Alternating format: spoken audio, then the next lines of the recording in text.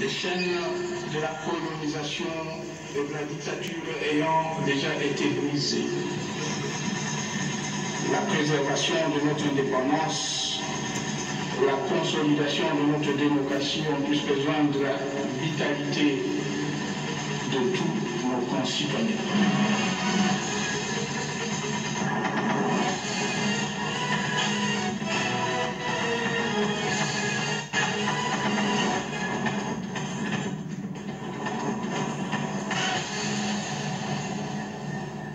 La République démocratique du Congo fait face au choléra. Depuis un mois, l'épidémie a ressurgi dans 5 provinces du pays. À Kinshasa, l'épidémie sévit particulièrement le quartier Kanluka de la commune de Ngaliema. Le ministre de la Santé, Oli Ilunga, a rassuré la population quant aux mesures prises par le gouvernement de la République pour combattre cette épidémie. Un seul titre pour ce midi actualité.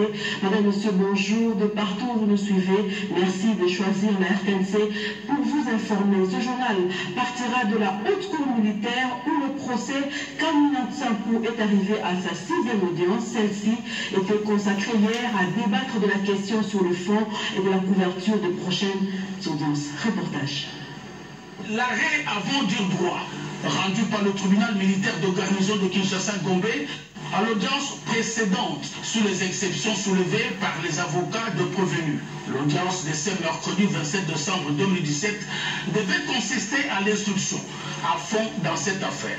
En effet, après l'appel de la cause et la comparution de toutes les parties, le président de CEIA a annoncé sa décision selon laquelle seule la radio-télévision nationale congolaise comme organe de médias était retenue pour la couverture médiatique de ce procès et que les autres organes de presse devaient se référer à elle pour les images et les sons. Il a argumenté sa décision par le fait que certains organes de presse torpillaient l'information.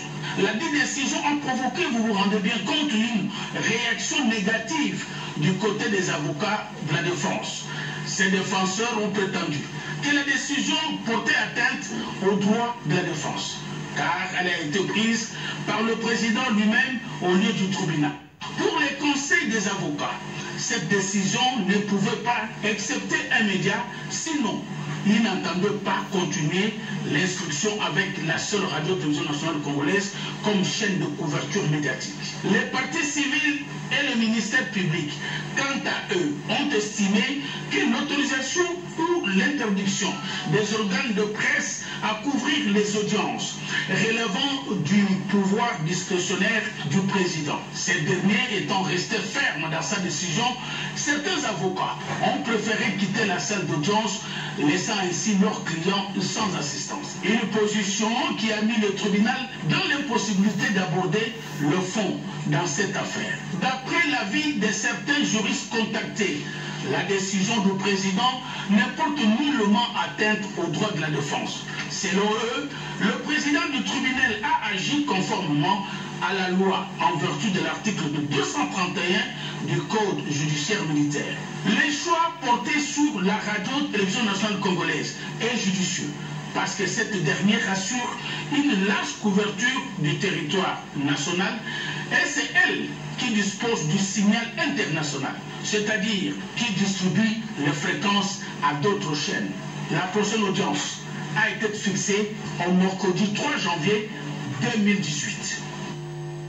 L'année 2018 s'annonce avec le rajeunissement de l'administration publique. Un test pour les jeunes universitaires est prévu le 21 janvier prochain sur toute l'étendue du territoire national. C'est le ministre d'État en charge de la fonction publique qui l'annonce. Après 10 jours d'intenses travaux sur terrain, l'arrêté ce mercredi au ministère de la fonction publique à l'évaluation de l'opération de la mise en retraite dans le secteur de la santé. Le ministre de la Santé, Oli Ilunga, et celui de la fonction publique, Michel Bourgogne, sont déterminés à atteindre un objectif, notamment le rajeunissement de l'administration publique. Déjà, 4293 personnes éligibles à la retraite ont été recensées. Il reste 3343 sur un total de 7853 personnes qui doivent aller à la retraite dans ces domaines. Non, la qualité du travail, je crois qu'elle est très importante. Je crois qu'ici, à ce niveau-ci, par rapport aux effectifs attendus, on est arrivé à peu près 76% des effectifs attendus individus qui ont été effectivement recensés et identifiés. Donc je pense que la commission est sur la bonne voie. Je crois qu'il faudra poursuivre. Ce n'est pas une course contre la montre. L'essentiel, c'est d'être précis et équitable et de reconnaître le droit à la retraite des personnes qui doivent aller à la retraite. Michel Bongongo pense que ce recensement est sur la bonne voie. Les 1000 jeunes qui attendent avec patience les concours pour travailler dans l'administration publique vont bientôt passer le concours. Le chef de l'État, dans sa vision, veut absolument réformer l'administration publique. Nous terminons maintenant, nous sommes en train de terminer l'opération de la mise en retraite pour la santé.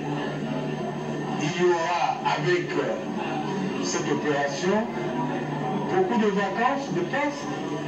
C'est ce qui va nous permettre maintenant de régler le problème des nouvelles unités dans ces 6 ministères pilotes. Le concours aura lieu le 21 janvier. Le chef de l'État veut que ce concours se fasse de façon régulière, sans clientélisme, sans népotisme, sans favoritisme. Pour Michel Bongongo, la retraite ne peut plus être considérée comme une punition.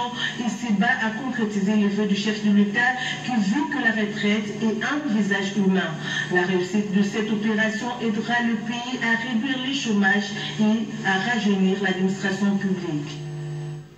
Et au ministère de la formation professionnelle, on parle de la signature d'un contrat de partenariat.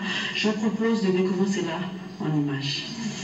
Cette signature du protocole d'accord entre le ministère de la formation professionnelle, métier et artisanat Elas Belselli, centre de la langue italienne, a revêtu un cachet spécial pour la simple et bonne raison qu'elle a mis autour d'une table le ministre Piero Uweka Ukaba et la coordonnatrice des cours du CELI, Concerta Tomasino. Dans son adresse, le ministre Uweka Ukaba a dit d'abord hommage au chef de l'État, Joseph Kabila Kabange, qui a jeté son dévolu sur sa modeste personne au fin d'organiser et de gérer ces nouveaux ministères au sein du gouvernement de l'Union nationale. Ensuite, il a salué particulièrement l'ambassadeur d'Italie en République démocratique du Congo, Luca Atanasio, surtout de l'importance que Rome accorde à l'enseignement technique et à la formation professionnelle. Et enfin, Piero Uweka Ukaba a félicité la coordonnatrice du cours de CELI, Madame Concerta Tomasino, pour cette initiative. Le Centre de la langue italienne est une initiative qui représente une innovation dans le système de la formation linguistique et culturelle de la langue italienne en République démocratique du Congo, raison pour laquelle le ministre a promis d'accompagner cette initiative pour atteindre ses objectifs, celui d'offrir un apprentissage naturel et rapide, d'étendre les horizons linguistiques et culturels des participants à travers l'enseignement de l'italien. En cette fin d'année, le ministre Uweka a saisi cette opportunité pour exprimer ses vœux le meilleur de santé et de réussite au chef de l'État, Joseph Kabila Kabange, au Premier ministre Bruno Tshibala et aux agents et cadres de l'administration du ministère et aux membres de son cabinet. Rappelons toutefois que ce ministère souffre ces 3 bougies en ces jours en fêtant ces 3 ans d'existence de l'enseignement technique et professionnel ETP à la formation professionnelle métier et artisanat FPMA. Le mois de décembre est le mois consacré à l'accentuation de la lutte contre le VIH et SIDA.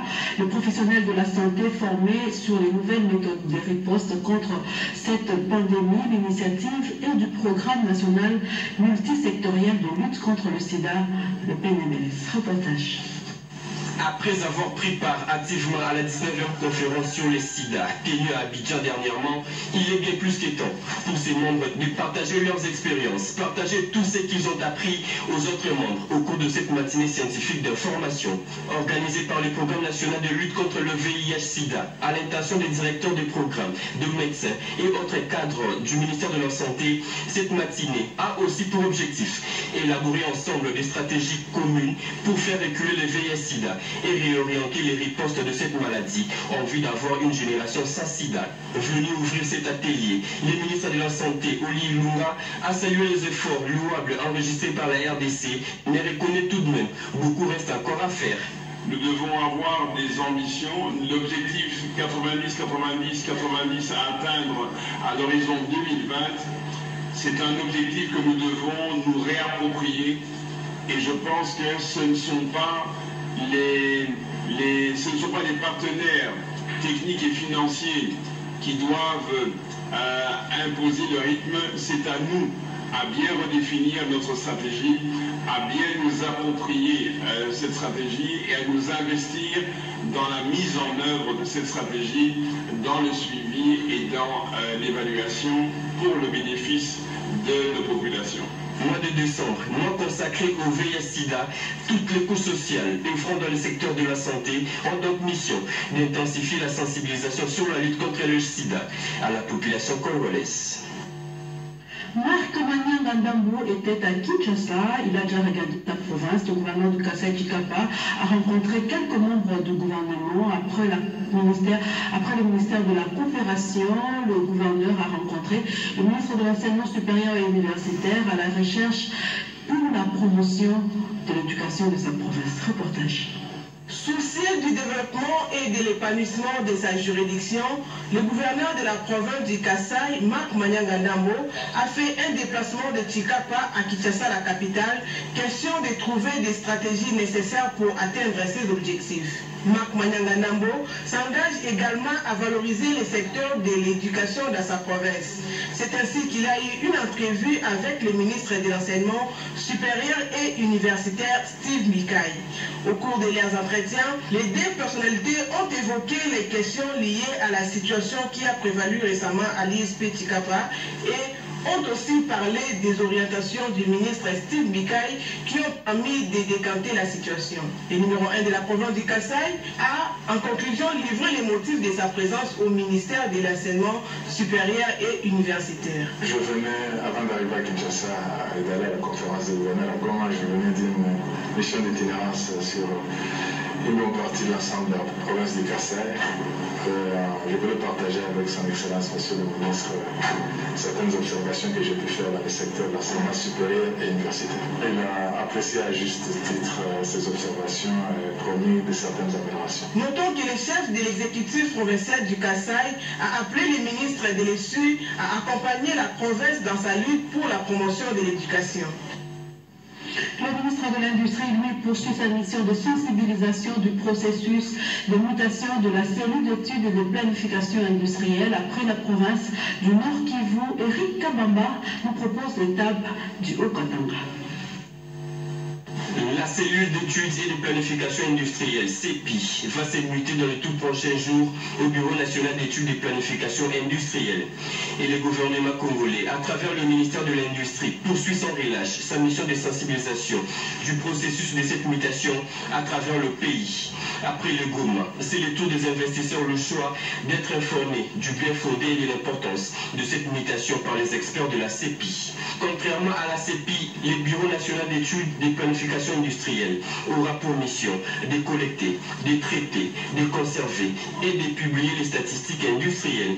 Ainsi, pour matérialiser cette volonté du gouvernement, le ministre de l'Industrie veut tout simplement solliciter l'adhésion de toutes les couches sociales industrielles. C'est-à-dire informer les industriels que la CEPI n'est pas leur ennemi.